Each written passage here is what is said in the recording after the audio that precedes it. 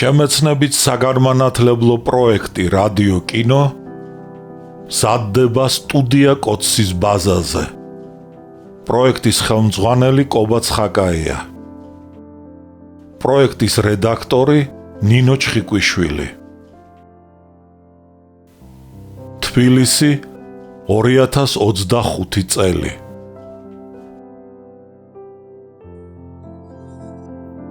ალექსანდრე ქუთათელი, პირისპირ, რომანი 2 ტომად და 4 წიგნად. პირველი ტომი, წიგნი პირველი. ნაწილი პირველი.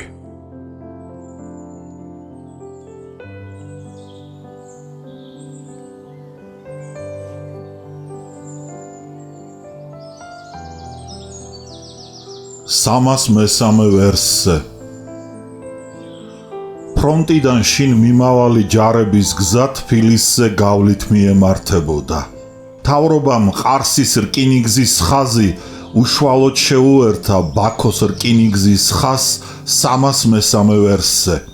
ამგვარად ჯარისკაცები არ უნდა მოხვედრილიყვნენ თბილისში, პოლკოვნიკ ახმეტ ელაშვილის მოხსენებიდან. სასახლის წინ რუხი ფერის მანქანა გაჩერდა. იქიდან გენერალი აზიზაშვილი გადმოვიდა. მას შავად გარუჯული გაპარსული სახე და ბაგეთა კიდეზე დაშვებული ულვაშები ჰქონდა. იგი მონღოლს გავდა. 21 წელი მთლიანად სამხედრო სამსახურში და ბოლოს ევროპის ომში გაატარა. ვარშავასთან ბრძოლებში ნატყვიარი ხელი შეხმობოდა და უმოძრაოდ მკერდზე ეკიდა იგი. ამას წინათ დაბრუნებულიყო სამშობლოში.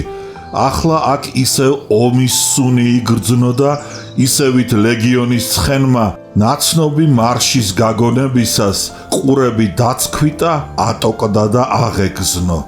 გენერალი ამიერკავკასიის მთავრობის თავმჯდომარის ევგენი გეგეჭკორის კაბინეტში შევიდა. გეგეჭკორი წამოდგა, მიესალმა და ღიმილით ჩამოართვა ხელი. აღელვებას არ იმჩნევდა. კაბინეტში რამიშვილით შევიდა და ისიც გენერალს მიესალმა. გეგეჭკორმა ტკბილად დაიწყო. მოუთმენლად გელოდებით, გენერალო, ვსიამოვნებს თქვენი ნახვა. რით შემიძლია გემსახუროთ, ბატონო თავმჯდომარევ? თქვენ ახლა მეტად საჭირო ხართ ჩვენი ქვეყნისათვის. უთხრა გეგეჭკორმა და მაშინვე შეეკითხა. შეძლებთ თუ არა, გენერალო, ამჟამად თქვენს განკარგულებაში არსებული ძალებით ააშოროთ თბილისს განსაცდელი. აზიზაშვილი ოდნავ დაიბნა. ბატონო თავმჯდომარევ, მიუგო მან. თქვენ კარგად მოგეხსენებათ, რომ ქართული რეგულარული ჯარის შედგენა მეტად ნელა მიმდინარეობს, მაგრამ იმ ძალებითაც, რომელიც ახლა ჩვენს ხელთ არის, მე შევეცდები ყოველგვარი ზომები მივიღო. გენერალს ჯერ კიდევ არ დაესრულებინა სიტყვა რამიშვილი წამოიჭრა, ხელები ჯიბეში ჩაიწყო და ოთახში გაიარ გამოიარა. მერმე უცებ შეჩერდა, გენერალს მიუბრუნდა და უკმეხად უთხრა. დიახ, ყოველგვარი ზომები უნდა მივიღოთ, რომ საბოლოოდ აღმოფხრათ აქ ჩვენში ბოლშევიზმი. გეგეჭკორმა მეტად სავალალო მდგომარეობა დახატა. როგორც იცით, ჩვენ ერთი მხრივ ბოლშევიკური გადატრიალების საშიშროების წინაშე ვდგავართ. მეორე მხრივ ჩვენ საზღვრებს თურქეთის ჯარები მოადგენენ და ამიერკავკასიის დაპყრობას აპირებენ. 303 ვერსზე ფრონტიდან მომავალი 16 ეშელონი დაბანაკდა. ბოლშევიკური აგიტაციით აღელვებული 100,000 ჯარისკაცი ყოვლად მიუღებელ მოთხოვნილებებს გვიყენებს. ისინი ისე გათავხედნენ, რომ თბილისში შემოსვლას და მთავრობის გადადგომასაც კი მოითხოვენ. დაასრულა გეგეჭკორმა. მეფის გვირგვინით მოჭედილ გენერლის ღილებზე უნებლიეთ შეაჩერა თვალი და გაიფიქრა. მეფის არმიის გენერალს ალბათ მაინდა-მაინც არ ჩვენ ვეპიტნავებით, მაგრამ ბოლშევიკებთან ბრძოლაში უთუოდ დაგვეხმარებაო. მართლაც გენერალი აზიზაშვილი მაშინ ფიქრობდა, მენშევიკური მთავრობის გადაყენება და მათი გვარდიის გარეკაც ცუდი როდია, მაგრამ არა ბოლშევიკების და მათი ეშელონების, არამედ ქართული რეგულარული ჯარების მეოხებით. ფანჯარასთან მდგარ რამიშვილს გახედა, ოდნავ გაიღიმა, განკიცხვის ნიშნად თავი გააქნია და გეგეჭკორს უთხრა. დახეთ როგორ გათავხედებულან ეშელონები, სანამდე მისულან. რამიშვილი ისევ თავის ადგილას დაჯდა. და რა მოაქვთ მათ? იკითხა მან და პასუხი თვითონვე გასცა, სამოქალაქო ომი და ანარქია. დაყოვნება არ შეიძლება, განაგრძო გეგეჭკორმა, ისევ გენერალს მიაშტერდა. გენერალმა იგრძნო, რომ ამიერკავკასიის შეშინებული მესვეურები მას ეკიდებოდნენ და ისე როგორც წყალწაღებულნი ხავს და ხავსმა თავი დაიფასა. თავი ფესვმაგარ მუხად გაასაღა, თუმცა ამაზე უარეს პირობებში და ცხარე ომის დროსაც გენერალი არაერთხელ დამდგარა მართლაც ფესვმაგარ მუხასავით. მე ვფიქრობ, ეშელონების საფრთხეს თავს დავაღწევთ, განაცხადა მან. გეგეჭკორმა შვება იგრძნო. იგი გამხნევდა და ახლა დამშვიდებით ჰკითხა გენერალს, როგორ მიგაჩნიათ თქვენ შექმნილი მდგომარეობა? ეშელონები სამშობლოში მშობლებისა და ცოლშვილისაკენ მიეჩქარებიან. ყოველ ჯარისკაცს თან მიაქვს ფრონტზე და გზადაგზა მოპოვებული ნადავლი, ბარგი ბარხანა და გზაში დიდი ხნით შეჩერება მათთვის სასურველი არ არის. მიუგო აზიზაშვილმა, რომელსაც თავისი თავი ჯარისკაცთა სულისკვეთების მცოდნე კაცად მიაჩნდა. დაიმედებულმა რამიშვილმა ფეხი ფეხზე გადაიდო, მაგრამ აზიზაშვილმა მაშინვე არსებითი შენიშვნა გააკეთა და დასძინა. მეორე მხრივ, ნადავლის დაპირების პროპაგანდით ქალაქთან ახლოს დაბანაკებული ჯარის შეცდენა ადვილი საქმეა. მე ამის საბუთიც მაქვს. ჯარისკაცებს დასახმარებლად თბილისის ბოლშევიკები უხმობენ. მაშინ მდგომარეობა მეტად უნუგეშო ყოფილა, შენიშნა გეგეჭკორმა სასომი ხდილი ხმით. ხშირი წარბები შეჰყარა და ქვედა ბაგე დამბლა დაცემულ ჩიჩვირივით ჩამოეკიდა. რამიშვილი აიმზირა. თქვენ ბუნდოვნად ლაპარაკობთ, გენერალო, ერთი მხრივ საფრთხის თავიდან აშორება შესაძლებლად მიგაჩნიათ, ხოლო მეორე მხრივ კი წინასწარ გარანტიებს ვერ მოგცემთ. საჭიროა ყველაფერი აწონილ-დაწონილი და გათვალისწინებული იქნას. საჭიროა ვიქონიოთ რწმენა გამარჯვებისა. გააწყვეტინა სიტყვა რამიშვილს გენერალმა. გამოცდილმა მებრძოლმა პანიკაში მყოფი მესვეურების სუსტი პოზიცია იგრძნო და იგი მათ, როგორც კატა დაჭერილ თაგვს, ისე ეთამაშებოდა. რამიშვილი განრისხდა და ჰკითხა.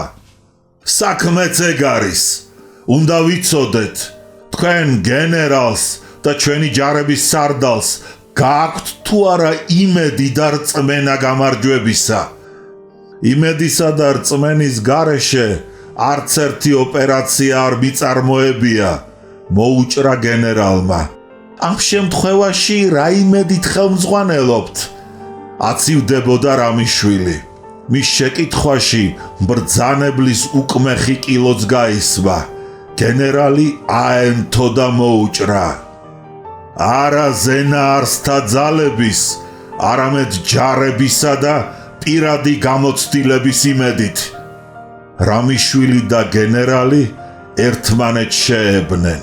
გეგეჭკორს სრულიადაც არ სურდა თბილისის დამცველ, მხნე და გამოცდილ გენერალთან ურთიერთობის გართულება და ამიტომ საქმე მორიგებით დაასრულა. კეთილი გენერალო, თბილისის დაცვას და ამ დაცვისათვის საომარ ოპერაციას მთავრობა თქვენ განდობთ. ამრიგად საქართველოს დედაქალაქის ბედიღბალი თქვენ გებარებათ. ნდობისათვის მადლობას მოგახსენებთ მიუგო გენერალმა. მაშინ განვაგრძოთ ჩვენი საუბარი, იქნებ გაგვაცნოთ თქვენი მოქმედების გეგმა, შეაპარათ კბილად და დინჯად მოღიმარის სახით და ქცევით გეგეჭკორმა და გენერლის გული მოინადირა. ეს კაცი თავის პარტიულ ბიჭბუჭ ამხანაგებს არ აღგავს.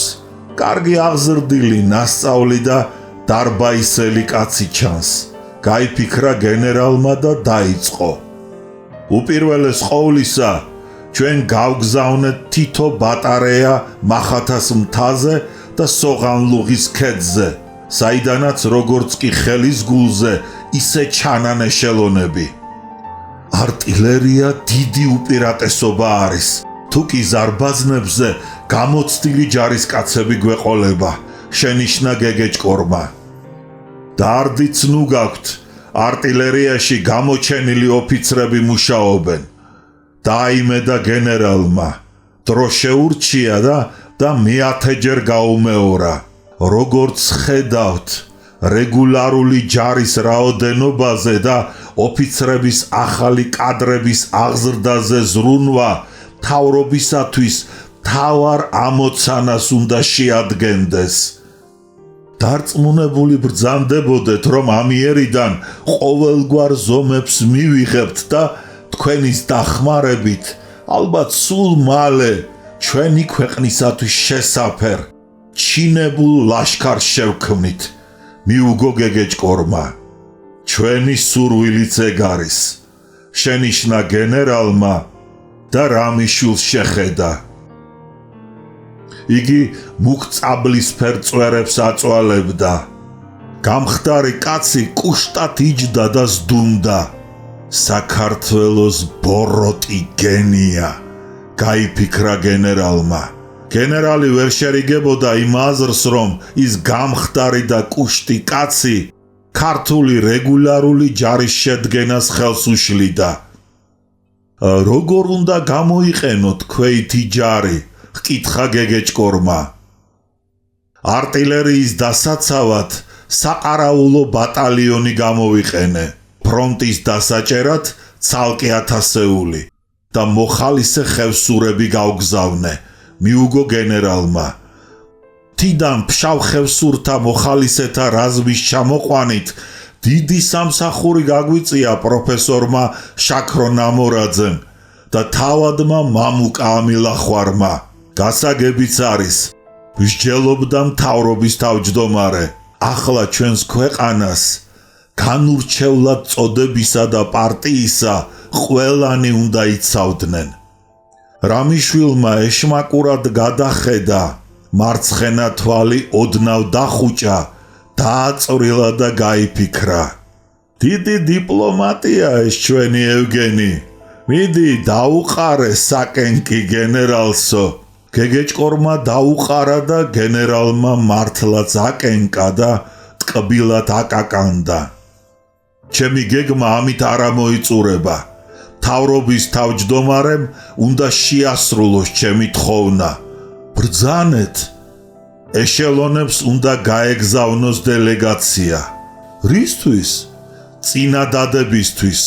ეშელონები გაფრთხილებულები უნდა იქნენ, თუ ისინი გადმობარგვას დააპირებენ, ჩვენი არტილერია ცეცხლს გაუხსნის და არაფრის გზით არ მისცემს მათ ამის საშუალებას. ჩინებულია. დაიძახა აღტაცებით გეგეჭკორმა და დასძინა. დელეგატების გაგზავნას ჩვენ ვიკისრებთ. ეს მართლაც ჩინებული გეგმაა, მაგრამ შიგნით ქალაქში მოსალოდნელ აჯანყების წინააღმდეგ რას აპირებთ? მე მხედველობაში მაქვს სომხურ სემინარიაში და არსენალში დაბანაკებული 218 სათადარიგო ლეგიონი და ბოლშევიკურად განწყობილი სხვა ნაწილები. ისინი ფრონტიდან მომავალ და 303 ვერსზე დაბანაკებულ ეშელონების დახმარებით ბოლშევიკურ გადატრიალებას აპირებენ. მათ წინააღმდეგ რა ზომების მიღება გადაწყვიტეთ? ჰკითხა რამიშვილმა. მათ წინააღმდეგ მოქმედ სახალხო გვარდიელებს მეხუთე ლეგიონი მივაშველეთ, ხოლო ბოტანიკური ბაღის წინ სოლოლაკზე და მთაწმინდაზე 4 ბატარეა დავაყენეთ, მიუგო გენერალმა. ახლა რამიშვილმა გაიღიმა და დაიძახა. დიდებულია. მას რისთვის გვაშინებდით, თქვენ კაი კაცო? თბილისის დაცვა ჩინებულად მოგიწყვიათ. წინასწარ გამარჯვებაზე ძახილის მოყვარული კაცი არ გახლავარ, ბატონო ჩემო, შენიშნა გენერალმა. მაშ ასე. სხვა კიდევ რა? კმაყოფილი ღიმილით ამბობდა გეგეჭკორი და ვეება წითელ ფანქარს ცემდა და ატარებდა გაშლილი ბლოკნოტის ფურცლებზე, რომელზედაც მერმე იმავე ფანქრით გენერალი აზიზაშვილის თბილისის გენერალ გუბერნატორად დანიშნის ბრძანება დასწერა. თითქოს ყველაფერი მოგახსენეთ, განაცხადა ხანმოკლე ფიქრის შემდეგ გენერალმა და წამოდგა. ახლა მახათას მთაზე არტილერია უნდა ვინახულო. ნახვამდის ბატონო თავჯდომარევ. ნახვამდის გენერალო, გისურვებთ გამარჯვებას. აზიზაშვილი კაბინეტიდან გავიდა. ახლა გეგეჭკორი ფანჯარასთან მივიდა, ქალაქს გახედა და რამიშვილს უთხრა. გონი ხიფათს გავეკეცით. ნაცრისფერი ახალი პიჯაკის კალთა გადასწია. შარვლის ჯიბიდან თოვლივი თეთრი აბრეშუმის ცხვირსახოცი ამოიღო და თირკმელების ტკივილის გამო აცრემლებული და უპეშეშუპებული თვალები მოიწმინდა. წინასწარ სიხარული ნაადრევია, მიუგო რამიშვილმა. აშკარად გეტყვი, აზიზაშვილს მე ეჭვის თვალით ვუყურებ, ბოლომდე ვერ ვენდობი. მეორე საარტილერიო ბრიგადის ბატარეა საომრად ემზადებოდა. მზადებამ გარიჟრაჟამდე გასტანა. კაპიტანმა ალექსიძემ ყველაფერი შეამოწმა. სამთო ბატარეის წინ ცხენი გააჯირითა და ჭექარე ხმით დაიძახა. ცხენებზე! კარგი ცხენი ყავდა ალექსიძეს, ინგლისურ-არაბული ჯიშის გიაური. ალექსიძე 30 წელს მიღწეული წითური ვაჟკაცი იყო. ომში და ჰაერზე ხშირი ყოფნის გამო სახე გატრუსული და ბეხრეკა ხის ქერქივით გაქარული ჰქონდა. მრგვალ თავზე თმას ზამთარ ზაფხული პარსავდა. ჯარისკაცებს შევარდენსავით მჭრელი თვალებით ნუსხავდა. ოდნავ გაბუშტული პატარა ცხვირის ქვეშ ინგლისურად გაკრეჭილ ქერა ულვაშებს ატარებდა. ფართო და შვაზე გაყოფილი ნიკაპი მის სიმხნეს და ნებისყოფას ამჟღავნებდა. იგი პოლიტიკაში უმეცარი, ღრმა აზროვნებას მოკლებული პროფესიული მუშაკი იყო. ბრიგადის მოედნიდან ბატარეა სამხედრო გზით ქალაქში შევიდა. ოლღას ქუჩა, გამზირი, სოლოლაკი გაიარა და პატარა ხიდის მერმე კოჯრის გზას შეუდგა. ოფიცრები, ფეიერვერკები, სარბაზნებში შებმული ცხენების წამყვანი და მზვერავი რაზმი ცხენებზე ისხდნენ, ხოლო სხვანი საყუმბარო ყუთებზე. მენომრენი სარბაზნებს ქვეითად მიხვებოდნენ. ბატარეის ბოლოს აღალი მიდიოდა. ფურგონები და ორთვალები. სარბაზნებსა და საყუმბარო ყუთებში სამწყებად შებმულ ცხენებზე გამოუცდელი მხედრები ისხდნენ. ერთმანეთს შორის მანძილს ვერ იჭერდნენ, ერთი მეორეს ეჯახებოდნენ. ცხენები მოშვებულ და მიწაზე დაგდებულ საწევ ღვედების და საყევარ ჭაპანების გარეთ გამდნენ ფეხებს. ბარძაყებს შორის ამოკრული გაჭიმული ღვედები აფერხებდნენ.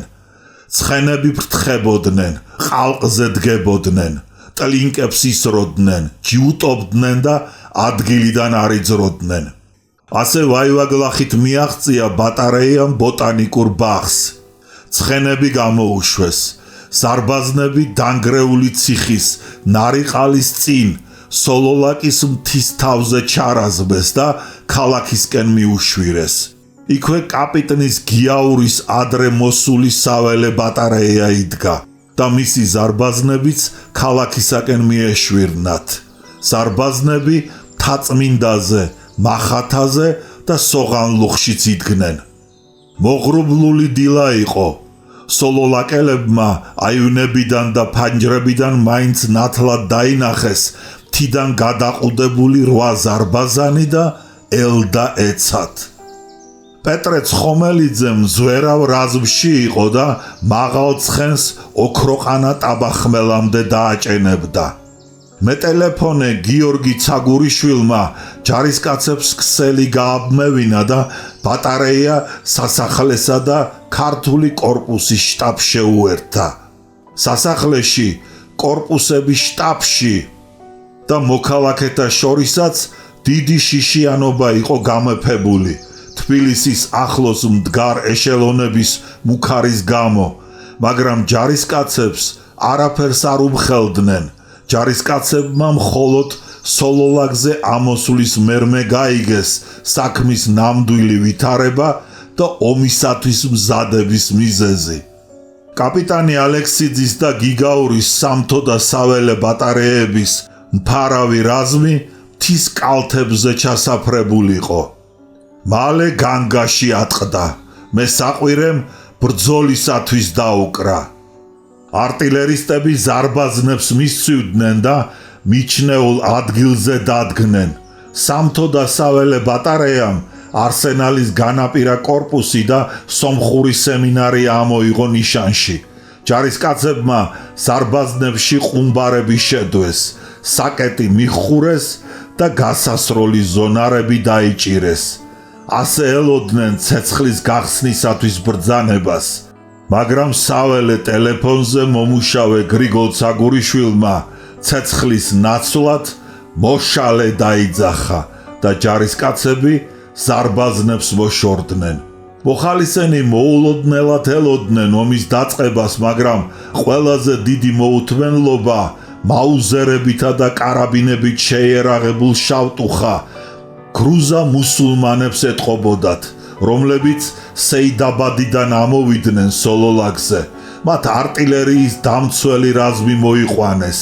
კორნელიმ რაზმელთა შორის ბრიგადის შავ სამუშაოზე მიმაგრებული ტყვე თურქები, ასკერები იცნო. ახლა მათ რუსული მუზარა ეცვათ. შაშხანები ეჭირათ და მთის კალთაზე გათხრილ სანგრებში ბატარეის ფარავ რაზმელთა გვერდით ისხდნენ. კოჯრის შარაგზაზე სომეხის სტუდენტები ამოვიდნენ. მათ შორის კორნელის გიმნაზიელი ამხანაგი არამ ჩიბუხჩიანი და ლეო ბალახსიანი იყვნენ. კორნელი დაინახეს და მას მისცივდნენ.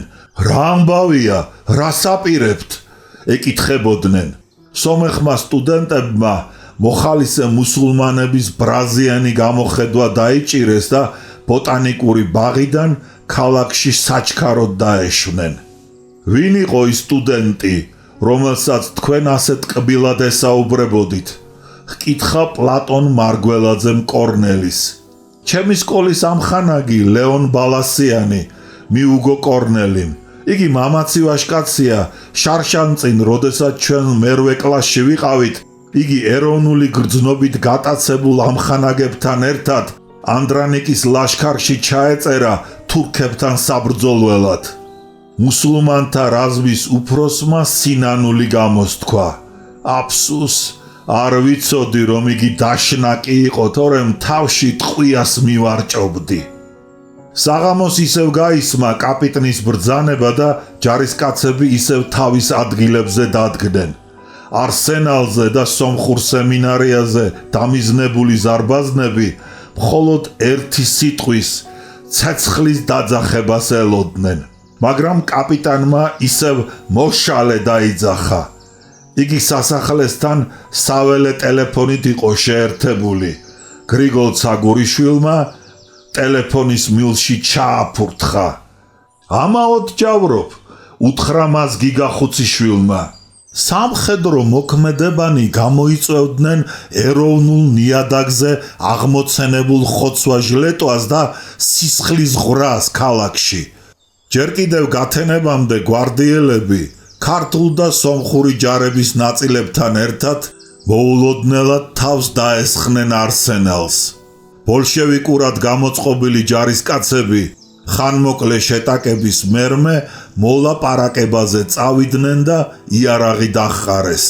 მიუხედავად ამისა, მთავრობა იძულებული შეიქმნა 303 ვერსზე დაბანაკებული ეშელონების მოთხოვნილება დაეკმაყოფილებინა. მიეცა მათთვის ორთქმავლები, თავისუფალი ვაგონები, ცოტაოდენი ფქვილი და სხვა სურსათი, რის შემდეგ ეშელონებმა თბილის თავი გაანებეს და ბაქოსაკენ გასწიეს. ამრიგად ქალაქში გამეფებული შიშიანობა და ბრძოლისათვის განგაში დროებით შეწყდა. გენერალი აზიზაშვილი თბილისის მხსნელად გამოაცხადეს და გენერალ-გუბერნატორად დანიშნეს. კაპიტანი ალექსიძე თავისებურად განუმარტავდა და უხსნიდა თავის ჯარისკაცებს არსენალის აღებას. ქართული კორპუსის გარდა თბილისში სომხური, აზერბაიჯანული და რუსული კორპუსების ყალიბდება. არსენალის იარაღი ყველას არ გასწუდება. საჭიროა კავკასიის არმიის საწყობებს ახლავე დავეპატრონოთ. რა დომხალია! აღშფოთებას გამოსთქვამდა პლატონ მოგველაძე. ჩვენი მთავრობა ნამდვილი ბედია და რუსებმა თავისი კორპუსი რუსეთში ჩამოაყალიბონ, სომხებმა ერევანში, ხოლო აზერბაიჯანელებმა კი ბაქოში. სხვათა შორის ბიჭებო, წააქეზა ჯარისკაცები კაპიტანმა. სომხები და რუსები ძალით იჭერენ კავკასიის არმიის საწყობებს, ყაზარმებს და გარაჟებს. თავის დარაჯებს აყენებენ და მერმე იმ საწყობის ქონება მათ საკუთრებას შეადგენს. ჩვენც ამ გზას უნდა დავადგეთ. კაპიტნის წაქეზებამ ნაყოფი გამოიღო. ჭაბუკნო! მიმართა ჯარისკაცებს პლატონ მოგველაძემ. შევადგინოთ რაზმი და ჩვენც დავიკავოთ უპატრონოთ მიტოვებული საწყობები და გარაჟები, აი თუნდაც ოლღას ქუჩაზე მოთავსებული გარაჟი. მეორე დღეს შვაღამეს ყაზარმაში სამხედრო ტანსაცმელში გამოწყობილი პლატონი მოვიდა. გენადი, გრიგოლი, პეტრე, კორნელი, სანდრო და კუკური გააღვიძა. ოცმა ჯარისკაცმა იარაღი აისხა და გარაჟისკენ გასწია. რაზმი ბელინსკის ქუჩასთან შეჩერდა. პლატონმა გენადი, ჯვებე, სანდრო, კუკური და კორნელი წაიყვანა და გარაჟის ეზოში შევიდა. პატარა სახლის სამორიგო ოთახში სინათლე ჩანდა. პლატონმა კარზე დააკაკუნა. ოთახიდან ვიღაცამ აღრენი დაიძახა. ვინ არის? კარები გააღეთ, დაუძახა პლატონმა. კარები გაიღო.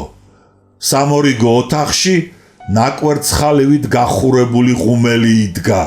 ჯარისკაცებმა ძლივს გაარჩიეს თუთუნის ბოლში პატარა მაგიდის ირგვლივ შემომსხდარნი. მაგიდაზე საუზმე, არყისა და ღვინის ბოთლები ელაგა. შოფრები პურსას ჭამდნენ. გამარჯობათ ბიჭებო! მიესალმა 4 შოფერს პლატონი. გაუმარჯოს! მიუგეს შოფრებმა. ტყავის ქურთუკიანი ერთი შოფერი წამოდგა და პლატონს და მის მეგობრებს კითხა: ვინ ბრძანდებით? ჩვენ მეორე საარტილერიო ბრიგადის კომიტეტის წევრები ვართ. ამ გარაჟის დაკავება გვაქვს ნაბრძანები. გვაჩვენეთ ბრძანება. წერილობით ბრძანება არა გვაქვს. აბა ცარიელი სიტყვით გარაჟს ვერ ჩაგაბარებთ. ახლა თბილისში 1000 კომიტეტია. კერდ გაღეღილი მეორე შოფერი პლატონს წინ გადაუდგა. დოინჯი შემოიდგა და უთხრა: თავი გაანებეთ ამხანაგებო გარაჟს. მოდით ერთი ჭიქა ღვინო გადაგკარით და მე შინ მშვიდობით მიბრძანდით. თქვენამდეც იყვნენ აქ ქართული და სომხური ჯარის რაღაც კომიტეტის წევრები, მაგრამ დაუცაცხანეთ და ისე გავრეკეთ აქედან. შოფერი მთვრალი იყო, იდაყვამდე აეკაპიწნა სახელო. პლატონმა ჯანიანი კაცის შიშველი მკლავი, განიერი მკერდი და ზედ ნემსის წვერით მოსვირანგებული მოცეკვავე ქალი დაინახა. ცერსა და საჩვენებელ თით შორის შოფერს ღუზა ეხატა. ყვითელ და ფართო სახეზე მაღალი ყვრიმალის ძვალი ამობორცვოდა. არაყით შეხურებული პატარა თვალები დამცინავად უელავდნენ. შოფერმა გადაიხარხარა. გარაჟის ჩაბარება განუზრახავთ ვაშკაცებს. ჩვენს სალაყბოთ არ გვცალია. თუ გარაჟს ნებით არ ჩაგვაბარებთ, ძალით ჩავიბარებთ. შეუტია პლატონმა. სცადეთ! იყვირა ტატუირებულმა შოფერმა. ამხანაგებო, მიმართა პლატონს და მის ჯარისკაცებს ქურთუკიანმა. გარაჟის უფროსი მე ვარ, რას ჩადიხართ? აქ მთავრობის თავმჯდომარის, გეგეჭკორის და ჩხენკელის მანქანებია. თქვენ მთავრობის წინააღმდეგი ლაშქრებთ. ეს თქვენ არ გეკითხებათ? ახლავე ჩაგვაბარეთ გარაჟი, უბრძანა პლატონმა. ვერა, გარაჟს ვერ ჩაგაბარებთ. მაშ რაზმს დაუძახეთ, შემოარტყით ალყა გარაჟს, უბრძანა პლატონმა კუკურიზარანდიას. მალე ეზოში რაზმი შემოვიდა. შოფრები მიხვდნენ, ძალით არაფერი არ გამოუვიდოდა. ქურთუკიანმა გასაღები აიღო და გარაჟისაკენ გაეშურა. სამორიგო ოთახში კედელზე დაკიდებული ტელეფონი განუწყვეტლივ რეკდა. ჯვებე მიქელაძემ მილი აიღო. ვინ არის? დიახ, გარაჟია. ვილაპარაკობს? გეგეჭკორი ბრძანდებით? კეთილი დაიცათ, კეთილი. ჯვებემ პლატონთან მიირბინა და უთხრა. გეგეჭკორი იძახის. მანქანას ითხოვს. არ დაიჯეროთ, ეს შოფრების ხრიკებია. შენიშნა პლატონმა. არა, ნამდვილად გეგეჭკორია. მოდით, გავანებოთ თავი ამ გარაჟს. ჯარისკაცებს ნუ მიჯანყებ, გაბრაზდა პლატონი. რაღა ჯარისკაცები ვართ, ჩვენი მთავრობის წინააღმდეგ თუ გავილაშქრეთ, ეს ანარქიაა. ანარქია კი არა, რევოლუციური გზით ვიჭერთ გარაჟს. მაშ როგორ მოვიქცეთ, თუ კი ჩვენი მთავრობა უძლურია. გარაჟის დაჭერა რა დიდი გმირობაა.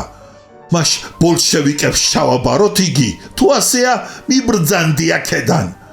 ეს ბანდიტიზმია. როგორ მიბედავ შელაწირაკო, უყვირა პლატონმა და რევოლვერი იძრო. მაგრამ პლატონის რევოლვერი ჰაერში შეტრიალდა და უმალ ჯავახელი ვაშკაცის ლადო მეტრეველის ხელში აღმოჩნდა. თუ საქმისთვის მოვედით, საქმე გავაკეთოთ, თორე რევოლვერის ტრიალს მე თქვენ გიჩვენებთ როგორ უნდა, უყვირა მან პლატონს. ჯვებე გააკავეს. დაიწყო კინკლაობა, ჩხუბი და მიწევ-მოწევა. რაზმი ორბანაკად გაიყო. ჯვებეს მომხრეებმა პლატონის საქციელი დაჰქმეს და ბრიგადაში წავიდნენ. მათ შორის გენადი ქადაგიშვილიც იყო. პლატონმა სანდრო გაგზავნა ყაზარმაში და კიდევ 10 ჯარისკაცი ჩამოაყვანინა. შოფრებმა ვარი განაცხადეს ბრიგადაში მანქანების წაყვანაზე. ჯარისკაცები დილამდე მორიგეობდნენ შოფრების მიერ მოშლილ მანქანებს ბრიგადაში. აღმართზე მხარით აწვებოდნენ. გასავათებულთ ოფლის დიოდათ. დილის 3 საათზე ოლღის ქუჩით გარაჟისაკენ მომავალი რაზმი გამოჩნდა. წინ მეთაური მოუწყოდა. ჯარისკაცები მწყობრად მოაბიჯებდნენ. ჯარი მოდის, დაიძახა ვიღაცამ. პლატონმა განკარგულება გასცა. არტილერისტები სვეტებთან, აივანზე და სახლის კუთხესთან ჩაესაფრნენ. პლატონი ქუჩაში გავიდა. რაზმს წინ დაუდგა და შესძახა. გაჩერდით. რაზმი გაჩერდა. პლატონი ოფიცერთან მივიდა და ჰკითხა, ვინ ახართ? სომხური კორპუსის ჯარისკაცები. სად მიდიხართ? გარაჟის დასაცავად. პორუჩიკო, უთხრა პლატონმა, გარაჟს მეორე საარტილერიო ბრიგადის ჯარისკაცები იცავენ. მე ეგ არ ვიცი. მე მიბრძანეს გარაჟის დაცვა და დაკავება. ამის უფლებას არ მოგცემთ. მაშინ მე იძულებული ვიქნები ძალით დავიკავო იგი. სცადეთ. ამ აივანზე და იმ ფანჯრებში ტყვიან ფრქვევები დგანან. ჩემს განკარგულებაში 50 ჯარისკაცია. პლატონის რაზმელებმა საკეტი გადარაზეს და შაშხანების ჩხაკუნი ასტეხეს. პორუჩიკმა დაიძახა, მარჯვენა მხარი წინ, ნაბიჯით იარ. რაზმი უკანვე გაბრუნდა. პლატონი ზეიმობდა, თავი ნამდვილ გმირად მიაჩნდა. ხომ გავაცურეს, პორუჩიკი. დილით ბრძანება მიიღეს და ასეთი დიდი ვაივაგლახით ბრიგადაში მიტანილი მანქანები ჯარისკაცებს ისევ გარაჟში ჩააგორებინეს. ჯარისკაცებმა პლატონის დაბადების დღე დასწყევლეს და მას დონ კიხოტი შეარქვეს. ერთხელ პლატონმა ალექსიძეს ცხენი სთხოვა. კაპიტანს 2 ცხენი ჰყავდა. ერთი ყოველდღიურად სამუშაო, ინგლისური ჯიშის მაღალი, ოქროსფერი ფაშატი მზია, ხოლო მეორე საპარადო, დოღის ცხენი, თხაფეხა და მუქწაბლისფერი, ინგლისური ჯიშის ულაყი გიაური. გიაურს კაპიტანი არავის არ ათხოვებდა და კიდევაც რომ ეთხოვებინა, პლატონისთან მხედარი ზედ ვერ შეჯდებოდა. მზია კორნელიმ შეუკაზმა პლატონს. ცხენს ლაგამი ამოსდო. ორმაგი მუნჩტუკიანი აღვირი თავზე გადააცვა. ქოჩორი და გაკრეჭილი ფაფარი გაუსწორა. მერმე საოფლე ქეჩა და ინგლისური უნაგირი დაადგა. სამკერდე დაუმაგრა. მოსართავები მოუჭირა. საძუე გაუსწორა და კოხტად შეკაზმული და ათამაშებული მზია პლატონს მიჰგვარა. ცხენოსნობაში გამოუცდელი პლატონი მზიამ არ მიიკარა. კაპიტანმა შეატყო მხედარი რომ გამოუცდელი იყო და კორნელის უთხრა, ცხენზე შეჯექი და ცხენოსნობის მარტივი წესები უჩვენეო. კორნელის მამა, ექიმი გიორგი მხეიძე, სოფელში ცხენით დაიარებოდა. მუდამ კარგი ცხენები ჰყავდა და კორნელი ბავშვობიდანვე შეჩვეოდა ცხენოსნობას. ბრიგადაში საუკეთესო მხედრად ითვლებოდა და კაპიტანმა ცხენსახედნოზე მოვარჯიშე რაზმის უფროსად დანიშნა. კორნელი მზიასთან მივიდა. აღვირი უნაგირის ტახტასთან მარცხენა ხელით დაიჭირა. მარცხენა ფეხის წვერი უზანგში შესდგა. აიწია. ძელივით გამართული მარჯვენა ფეხი კოხტად გადაიტანა უნაგირზე. ისიც უზანგში შესდგა. დაჯდა. უნაგირის ბალიშებს ბარძაყებით მიეჭდო. წვივები გასწია და ფეხის წვერების შიგნით უნაგირისაკენ მიაბრუნა. აღვირი დაიმოკლა. მარცხენა ხელის თითებს შორის გაატარა, გადაკეცა და საჩვენებელ თითს ცერი დააჭირა. მერმე მხრები გაშალა. წელში გასწორდა და ცხენზე ქანდაკებასავით ჩამოსხმული დარჩა. თითქოს მხედარი და ცხენი ერთმანეთს შეზრდოდნენ. კორნელიმ ცხენი დაძრა, სადავე დაუჭირა და პლატონს ნაბიჯიდან ჩორცზე, ჩორთიდან ჭენებაზე ცხენის გადაყვანის წესი და ცხენის ცვალებადი ტარება ალიური უჩვენა და აუხსნა. მერმე გადმოხტა. ცხენი ისევ პლატონს მიუყვანა და ღიმილით უთხრა, ცხენოსნობა რთული და თავისებური ხელოვნებაა. უთუოდ დაუდასტურა ალექსიძემ. პლატონმა იუკადრისა. მდერდი ნუ გაქვთ. სხვა რომ წლობით სწავლობს რას მე ამას უმალვე ვითვისებ. მალე ჩემსავით ვერავინ დაიურვებთ ბედაურს. ეს კი ფაშატია.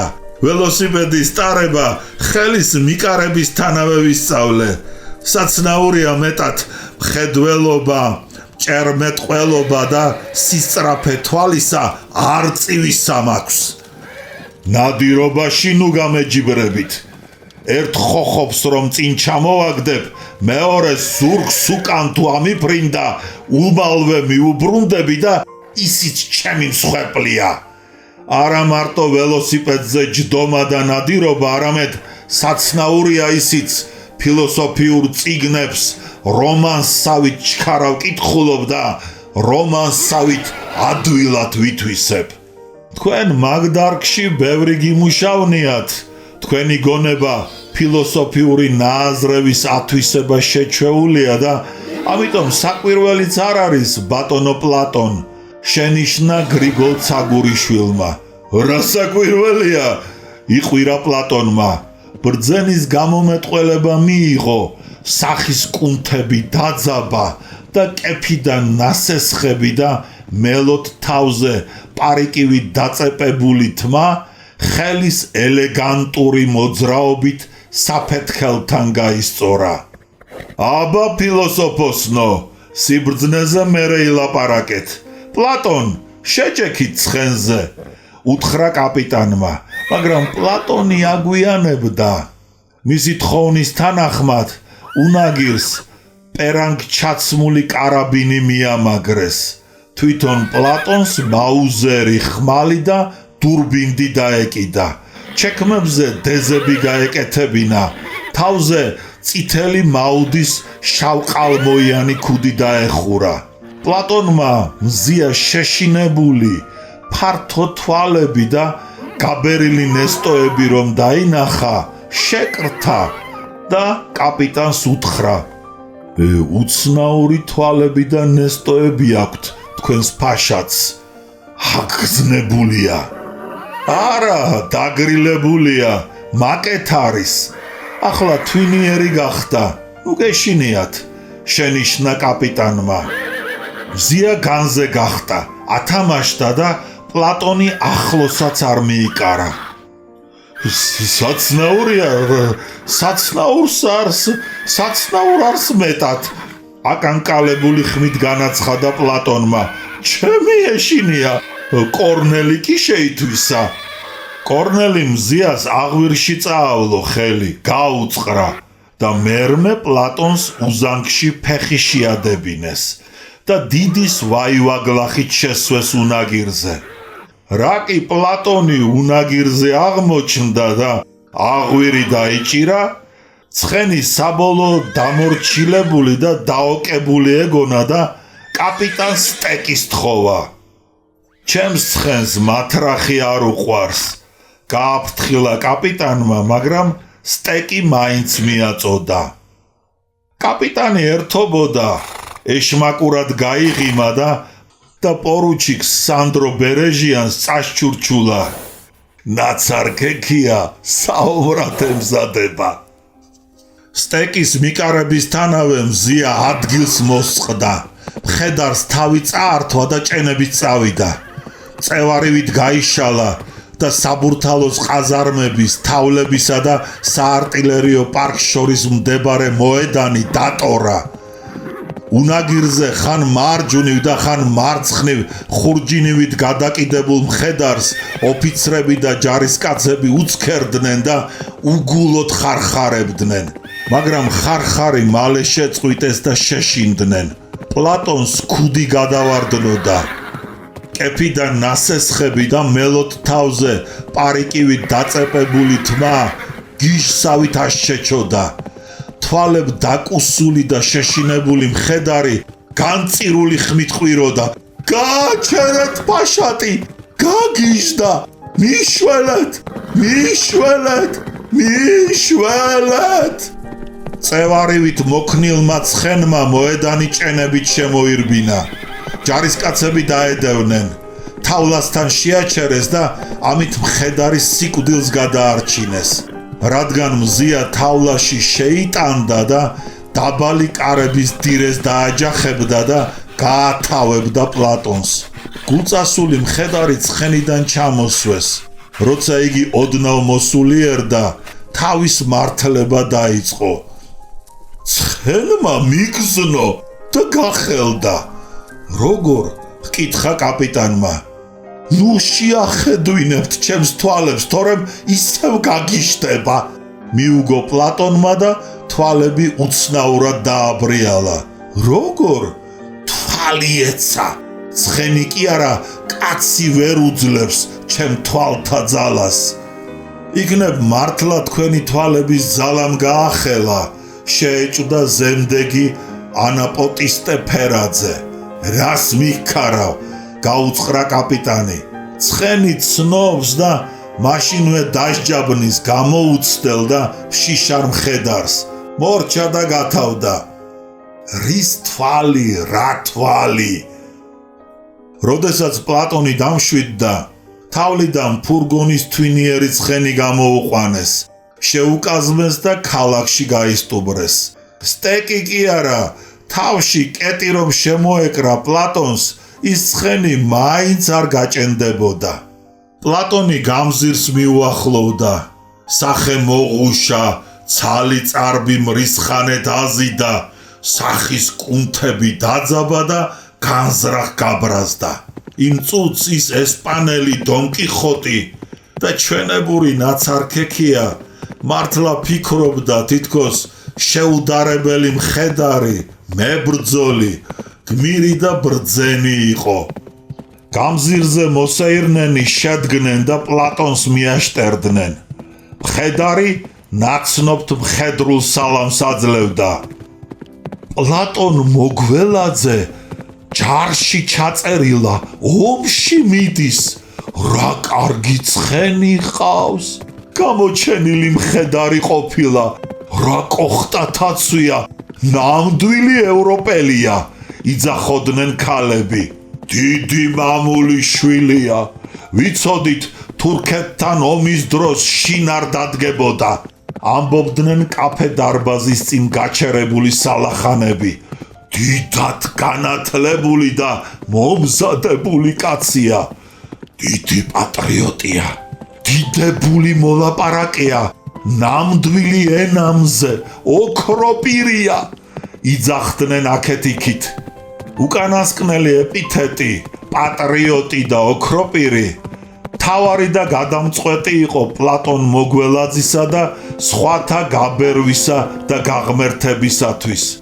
დაუსრულებელ მიტინგებზე და კრებებზე იმჟამად სიტყვით გამოსული კაცი პატრიოტულ სიტყვას თუ იტყოდა, მას ცამდე აიყვანდნენ, მას ორატორს და მამულიშვილს უწოდებდნენ. დანარჩენ თვისებებს თავისთავად მიაწეპებდნენ. იგი ხალხის თვალში ბრძენი, საზოგადო მოღვაწე, ზნეობით სავსეც იყო. პლატონ მოგველაძეც ყალბი ენამზეობით გამოირჩეოდა და ამიტომ ყველა იმ ზემოთ ჩამოთვლილ ეპითეტს მას აწეპებდნენ. პლატონს შაურის ამუნიცია და მანეთის ამბიცია ჰქონდა, თუმცა იმჟამად გამზირზე ცხენით გამოსული ნაცარქექიას ამუნიციის და ამბიციის შორის იმდენი განსხვავება არ იყო. დაუსრულებელი ლაპარაკი, ლაპარაკობია, ყალბი ორატორობა და რაც მთავარია, პატრიოტიზმით სპეკულაცია დიდ საცდურს წარმოადგენდა ჩვენში. მისი საშუალებით ხშირად ცრუ პენტელა, ჩატეჭკუის და გაიძვერა ადამიანი ფონს გადიოდა და დიდ სახელსაც იხვეჭდა.